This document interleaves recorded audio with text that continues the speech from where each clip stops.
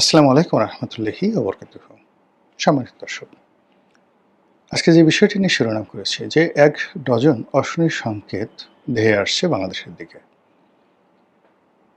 এখন এটাকে আপনি আসলে ধেয়ে আসা বলতে না বলে আপনি একথাও বলতে পারেন যে অশনি সংকেতগুলো আসলে ধেয়ে আসছে না, ঢুকে গেছে এবং চারিদিক থেকে এটি অনেক কিছুকে গ্রাস করে ফেলেছে। কিছু অশনি সংকেত প্রাকৃতিক, কিছু অশনি সংকেত বৈশ্বিক, কিছু অশনি সংকেত মানবসৃষ্ট। কিন্তু ঘটনা যাই হোক না কেন, আমরা এর একটা রাধাচক্রের মধ্যে পড়ে গিয়েছি। আমি একটা করে বলব, কিন্তু তার আগে একটা জিনিস বলে নিই যে বাংলাদেশের বর্ষীয়ান রাজনীতিবিদ কর্নেল ওলিয়াই এখন জামাতের সাথে তার খুব ভালো সম্পর্ক। আর আপনারা জানেন যে জামাতের সাথে বিএনপির চমৎকার একটি সম্পর্ক। ২০০১ সনে জামাত এবং বিএনপির যে সরকার ছিল, সেই সরকারে জামাত এবং বিএনপির মধ্যে যে রসায়ন ছিল, সম্পর্ক ছিল, সেটি ছিল একটা অ্যাঙ্গেলের। আর এই মুহূর্তে জামাত এবং বিএনপির যে সম্পর্কটি, এটি অনেকটা মারেফতি কায়দার। উপরে একরকম, ভিতরে একরকম, সামনে একরকম, পেছনে একরকম, ডানে একরকম, বামে আরেক রকম। কিন্তু ঘটনা যাই হোক, তাদের মধ্যে কোনো অবস্থাতেই সম্পর্ক খারাপ নেই। সেই জামাতের সমাবেশে দাঁড়িয়ে যখন কর্নেল ওলি বলেন প্রধানমন্ত্রীকে উদ্দেশ্য করে যে আপনি ঢাকার বাইরে রাত কাটাবেন না, আপনার বাবাকে আমি নিষেধ করেছিলাম, তিনি শুনেননি। আপনার বাবাকে হত্যা করার জন্য আততায়ীরা যেভাবে ফাঁদ পেতে রেখেছিল, আপনার জন্য আলটিমেটলি সেই ফাঁদগুলো পাতা হয়ে গেছে। ফলে ডোন্ট মুভ। প্রথমত আপনি যদি এই কথাগুলো বিশ্বাস করেন, তাতেও আপনার সর্বনাশ। আর যদি অবিশ্বাস করেন, তাতেও সর্বনাশ। এই কথা শুনলেও আপনার ভয় লাগবে, না শুনলেও আপনার মন খারাপ হবে। এবং তার কিছু উদাহরণ আপনি দেখতে পাবেন যে যখন কেউ ক্ষমতায় আসে, এনি বডি, বিশেষ করে প্রধানমন্ত্রী হন, মন্ত্রী হন, সকলের মধ্যে এক ধরনের স্বতঃস্ফূর্ত সৌন্দর্য ফুটে ওঠে। আপনি যদি ১৯৮৯ সনে বেগম জিয়ার চেহারা দেখেন আর ৯১ সালের প্রধানমন্ত্রী হওয়ার পরে তার ছবিগুলো দেখেন, আপনি বুঝতে পারবেন যে ওখানে স্বতঃস্ফূর্ত কতগুলো জৌলুস তার মধ্যে ছিল। আবার ক্ষমতা আরোহণ করার আগে শেখ হাসিনার যে চেহারা ছিল, ৯৬ সনে তিনি যখন প্রধানমন্ত্রী হলেন, আবার ২০০৯ সনে তিনি যখন হলেন, আপনি ছবিগুলো দেখেন, সেখানে একটা স্বতঃস্ফূর্ততা ছিল। মানে ক্ষমতারা তার হাতে, তার নিয়ন্ত্রণে সব কিছু চলছে, তিনি দেশকে নিয়ে স্বপ্ন দেখছেন। এই জিনিসগুলো যিনি সরকার প্রধান হবেন তার ব্যক্তিত্বে, আচার আচরণে ফুটে ওঠে।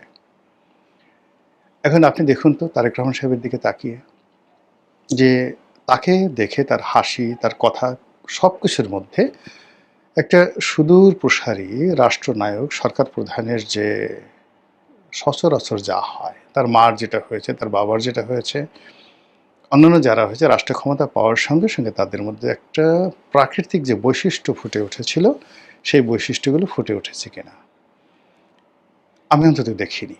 তিনি যখন হাসেন, আমার কাছে মনে হয় তার হাসির পেছনে একটা চিন্তা থাকে, একটা ক্লান্তি থাকে, একটা ভয় আছে, একটা আতঙ্ক আছে, দ্বিধা আছে, সংকোচ আছে।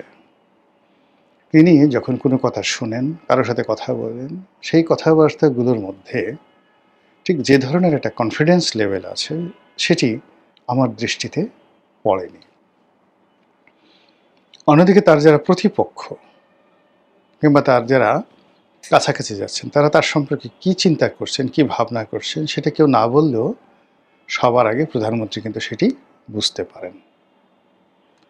তো এই হলো প্রধানমন্ত্রীকে কেন্দ্র করে যা কিছু হচ্ছে, এটার দ্বিতীয় ধাপে আসেন মন্ত্রিপরিষদ।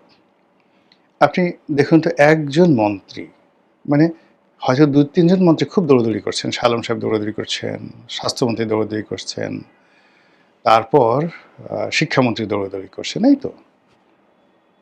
এই ৩ জন মন্ত্রী ব্যতিরেকে বাকি যারা মন্ত্রী আছেন সবার মুখে হাসি নেই এবং এই ৩ জনের মুখেও কিন্তু কোনো হাসি নেই এবং ৩ জনই নানা কারণে দৌড়াদৌড়ি করার কারণে বিতর্কিত, সমালোচিত এবং নিন্দিত একই কারণে এবং বহু মানুষের যাকে বলা হয় ঈর্ষার তারা শিকার হয়ে পড়েছেন। আর অন্যান্য যারা এমনি মন্ত্রী হয়েছেন, তো এর মধ্যে ধরেন বিএনপির মধ্যে যারা হয়েছেন কারোর মধ্যেই একটা সুদূর প্রসারী যে প্ল্যান, পরিকল্পনা ওটা দেখা যাচ্ছে না। মনে হচ্ছে জাস্ট অল্প একটা সময়ের জন্য বা কিভাবে যেন এলাম, কি হবে ইত্যাদি বিষয়গুলো তাদেরকে প্রতিটা মুহূর্তে তাড়িত করে। এর বাইরে ধরুন আওয়ামী লীগ জমানাতে জি.এম. কাদের মন্ত্রী হয়েছিলেন জাতীয় পার্টি থেকে, আনিসুল ইসলাম মাহমুদ ছিলেন, মুজিবুল হক চুন্নু সাহেব ছিলেন, জাতীয় পার্টি যারা মন্ত্রী হয়েছিলেন, মশিউর রহমান রাঙা ছিলেন। আপনি দেখুন তাদের সবাইকে কিন্তু মন্ত্রীর মতো মনে হতো, জাস্ট লাইক মিনিস্টার। তাদের এত ক্ষমতা ছিল যে আওয়ামী লীগের বড় মন্ত্রী, তারপরে বড় এমপি, তারাও কিন্তু এই সকল মন্ত্রীদের কাছে যেতেন, কাজের জন্য যেতেন এবং তাদেরকে তোষণ করতেন। That was A reality. Even Anwar Hossain Manju সাহেব যখন মন্ত্রী ছিলেন, সেই মন্ত্রীর মতোই তিনি কিন্তু ক্ষমতা পালন করেছেন, ক্ষমতা দেখিয়েছেন। কিন্তু আপনি এখন যদি দেখেন জুনায়েদ সাকির দিকে তাকান, তারপর নুরুল হক নুরুর দিকে তাকান, ববি হাজ্জাজের দিকে তাকান, এরপর বাইরে থেকে যে তথ্য উপদেষ্টা নেওয়া হয়েছে ডক্টর জাহেদ, এদের দিকে তাকান, আর এদের বুকের উপর যদি একটা স্টেথোস্কোপ মানে ডাক্তারি যে স্টেথোস্কোপ বা যে কোনো একটা মাইক যদি বুকের কাছে ধরেন এবং তাদের বুকের যে ধুক ধুক শব্দ, এটাকে যদি শব্দে রূপান্তরিত করা হয় এবং আপনাদেরকে শোনানো হয়, সারা বাংলাদেশে হাসির রোল পড়ে যাবে। এর চেয়ে বড় মানে আর কমিক আর কমেডি হবে না একদিকে। অন্যদিকে আবার তাদের কথাবার্তা শুনলে আপনারা না কেঁদে পারবেন না। তাহলে বোঝার চেষ্টা করেন কী অবস্থা আছে। একইভাবে অন্য যারা মন্ত্রী আছেন দলের মধ্যে, তাদের অবস্থা যে ভালো আপনি বলতে পারবেন না, কোনো অবস্থাতে বলতে পারবেন না। তো এই যে ঘটনাগুলো ঘটে, এগুলো মানব সৃষ্ট পরিবেশ পরিস্থিতি, তার সঙ্গে এখানে একটা প্রাকৃতিক। যখন প্রকৃতি আপনাকে সাহায্য করবে, সহযোগিতা করবে, তখন এভাবে অনেক সমস্যা অটোমেটিক্যালি দূর হয়ে যাবে। আচ্ছা গেল। এখন মন্ত্রী, মিনিস্টার, কর্নেল এদেরকে বাদ দিয়ে আপনি অর্থনীতির ক্ষেত্রে যান, যেটি এই সরকারের জন্য সবচেয়ে বড় সমস্যা। টাকা ছাড়া রাষ্ট্র চলে না। টাকার সমস্যাটা ১ মাস, ২ মাস, ৩ মাসের বেশি আসলে ঢেকে রাখা যায় না। আর আমাদের এই সমাজে এখন এই মুহূর্তে টাকা, সরকারের যে টাকা, এটা আরোহণ করার 99.99% উৎস হলো লোকাল। মানে আমরা ট্যাক্স দেব, আমরা আয় করব, সরকারকে দেব, সরকার সেটা দিয়ে চলবে। সরকারের কোনো আলাদা মানে আমেরিকার মতো আলাদা কোনো উৎস নেই, তার ট্রেড অ্যান্ড কমার্স নেই, তার এমন কোনো প্রোডাক্ট নেই যেটা দেশের বাইরে সে সেল করে নিতে পারে, তার এরকম কোনো সফট পাওয়ার নাই, প্রযুক্তি নাই, তার এমন কোনো মেশিনারিজ নেই ইউরোপ আমেরিকার মধ্যে যে মেশিনারিজের কারণে হু করে বাংলাদেশে টাকা আসবে। শুধুমাত্র আমেরিকা কিংবা সুইজারল্যান্ড, মোনাকো, সাইপ্রাস, সিঙ্গাপুর, এই সকল দেশ পর্যটন নয়, মানে তাদের ইকোনমিক সিস্টেমটাকে এমনভাবে করে রেখেছে যে সারা পৃথিবীতে যে সকল দেশে ধনীরা জন্ম নেয়, তারা সবার আগে সকল দেশে বিনিয়োগ করে, এটা বাড়ি করে, এটা গাড়ি করে এবং এই সকল দেশে বেড়াতে যায়। আপনি শ্রীলঙ্কার মতো একটা দেশ শুধুমাত্র টিকে আছে এবং এই যে রিভাইভ করলো একটা মাত্র সেক্টর দিয়ে, সেটা হলো পর্যটন সেক্টর। যে রাষ্ট্রটি পরিপূর্ণভাবে দেউলিয়া হয়ে গিয়েছিল, সেই রাষ্ট্রটি এখন মধ্যম আয়ের দেশ হিসেবে স্বীকৃতি পেল। অ্যাভারেজে তাদের এখন $৬,০০০ পার ক্যাপিটা ইনকাম এবং গত ২ বছরের মধ্যে তারা একেবারে পুরো ইউটার্ন নিয়েছে। শুধুমাত্র তাদের একটা খাত আছে, পর্যটন খাত। তাদের দ্বিতীয় খাত রেমিটেন্স, কিন্তু সেটা বাংলাদেশের মতো পর্যায়ে না। এই পর্যটন খাতে তারা উঠে গেল। এখন আমরা উঠব কী দিয়ে বলেন? আমাদের যে রেমিটেন্স খাতটা আছে, সেই রেমিটেন্স খাতটি প্রতি মাসে টাকা আসছে, ধনীদের এই টাকাটা ধনীরা ব্যয় করছে বিলাসিতায়, এই ফরেন রেমিটেন্সটা যারা বিদেশে গেছে তাদের আত্মীয়-স্বজন খেয়ে দিয়ে ঋণ পরিশোধ করতে ১০ বছর, ১৫ বছর, ২০ বছর বিদেশে থেকে লোকটা যখন আসছে, বাড়িতে হয়তো একটা টিনের ঘর আছে, একটা বিল্ডিং হয়েছে এতটুকু পর্যন্ত। আবার তাকে সবকিছু বিক্রি করে বিদেশে যেতে হচ্ছে। মানে ধরুন মালয়েশিয়াতে গেল, মালয়েশিয়াতে গেলে এখন ৫ থেকে ৬ লাখ, ৭ লাখ টাকা লাগে। এই ৭ লাখ টাকা সে খরচ করলো। খরচ করে সে গেল।